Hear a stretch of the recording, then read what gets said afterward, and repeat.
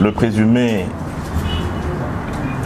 désormais recherché ou poursuivi par la haute cour militaire, Joseph Kabila, a parlé, non pas pour construire, non pas pour s'excuser, mais pour tenter une ultime manipulation.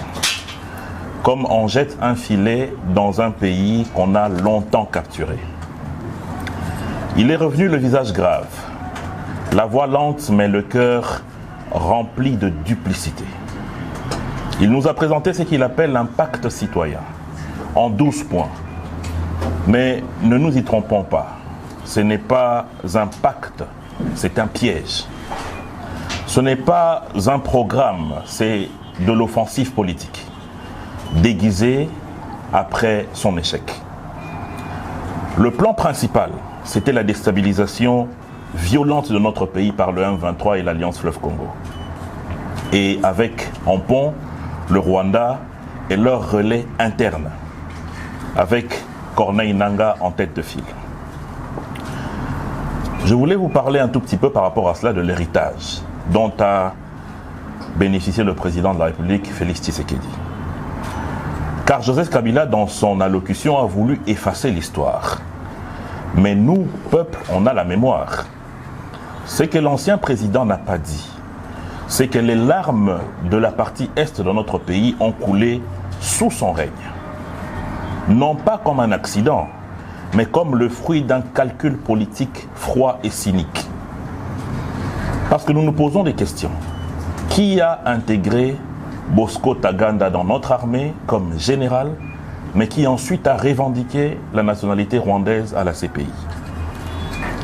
Qui a fait de Laurent Nkunda général de notre armée après qu'il ait participé à la guerre de 6 jours aux côtés des forces rwandaises, cette guerre qui a endeuillé nos compatriotes de Kisangani en force militaire grâce à un accord de paix fictif?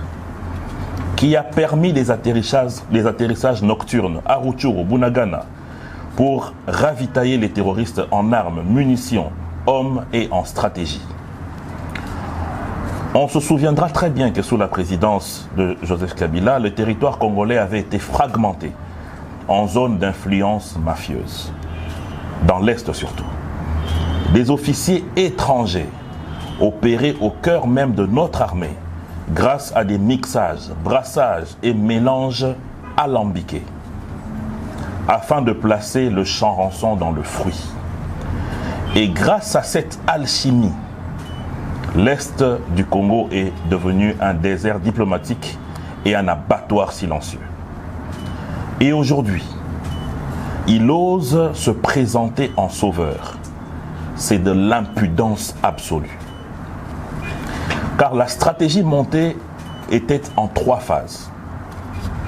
Première phase, déstabilisation de l'armée.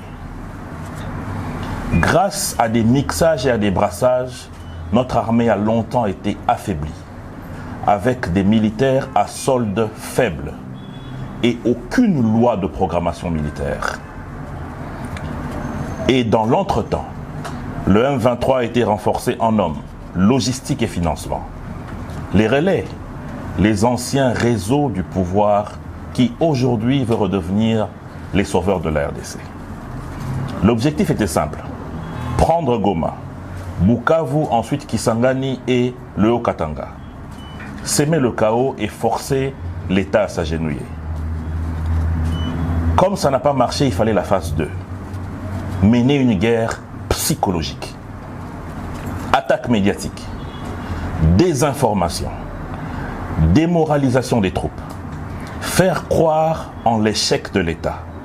Amplifier les défaites de notre armée. Saper la confiance populaire. Attiser le séparatisme et le tribalisme. En instigant que certaines tribus ou certaines ethnies de notre pays étaient stigmatisées sous le pouvoir de Félix Tshisekedi. Et enfin, comme tout cela n'a pas marché, la récupération politique. C'est ce qui s'est passé hier.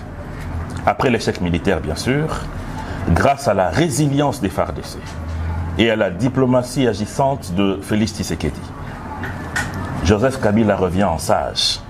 Il appelle au dialogue, il appelle au pardon, il appelle à un pacte citoyen, Mais ce pacte est le camouflage de l'échec d'un plan machiavélique qui avait aussi pour aboutissement l'anéantissement de l'État que nous connaissons aujourd'hui et même pire, atteindre à la vie de l'actuel chef de l'État. Malheureusement pour eux, les preuves sont claires et l'État est resté debout. Pendant 18 ans, nous étions là et nous l'assumons. Béni saignait. L'Est de notre pays avait plus de 120 groupes armés. Ituri brûlait. Les Mororo ravageaient les espaces entiers pour s'aimer le chaos. Les Ema et les Lendu se rentraient dedans, sans une vraie intervention de l'armée. Et quand l'armée demandait des ordres, il y avait négociation des postes avec les infiltrés. Lorsque les Congolais étaient chassés du Congo-Brazzaville, lorsque les Congolais étaient chassés de l'Angola, la seule réponse à l'époque c'était le silence. Alors qu'aujourd'hui, chaque action contre le peuple a une réponse correspondante. Aujourd'hui, on ose dire que le régime actuel a perdu le monopole de la violence légitime. Ce monopole, il a été éliminé et sacrifié à chaque table de négociation, de brassage et de mixage. Dieu merci, grâce à un Parlement réveillé, nous avons réussi à mettre un terme à cette action qui consiste à faire rentrer dans notre armée des éléments qui demain vont être des déstabilisateurs de notre système.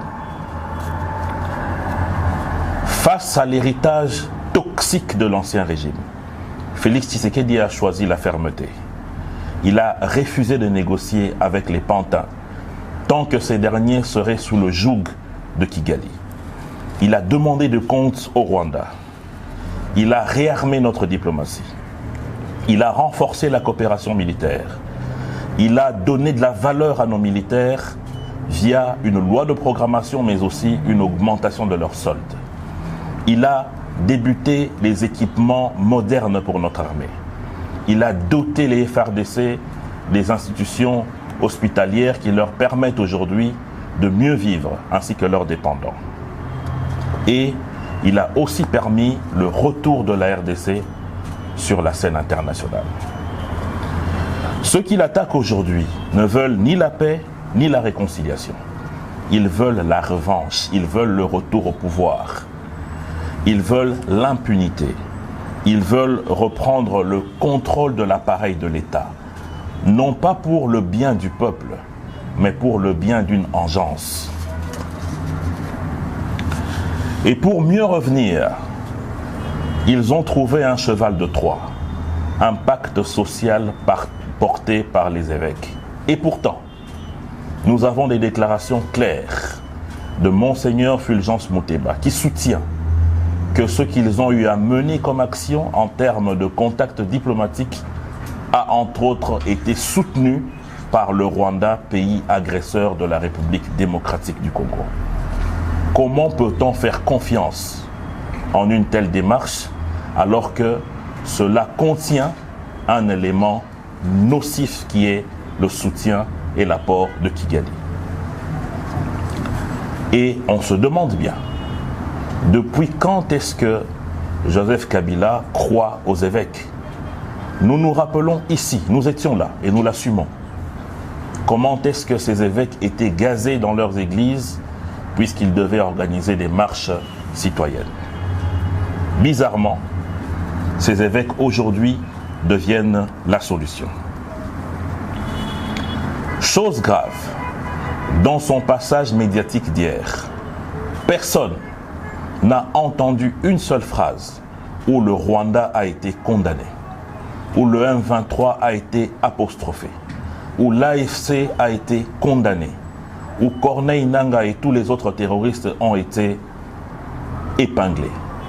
Par contre, on a choisi délibérément de vilipender le pays et de s'attaquer au chef de l'État. Il crache ainsi sur le gouvernement d'un pays Et l'intention est très claire. Blanchir les criminels, absoudre les terroristes et donner un blanc-seing au Rwanda, pays agresseur de notre chère patrie. Nous voulons dire ici que nous ne céderons pas et que nous n'allons pas accepter qu'il y ait des prises en otage de notre nation.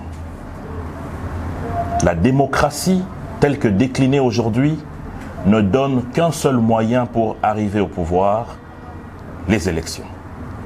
Il n'est donc plus acceptable aujourd'hui que les conciliabules, que des méthodes qui apportent la mort puissent être aujourd'hui utilisées pour que des personnalités qui pensent que la République démocratique du Congo leur appartient puissent revenir aux affaires.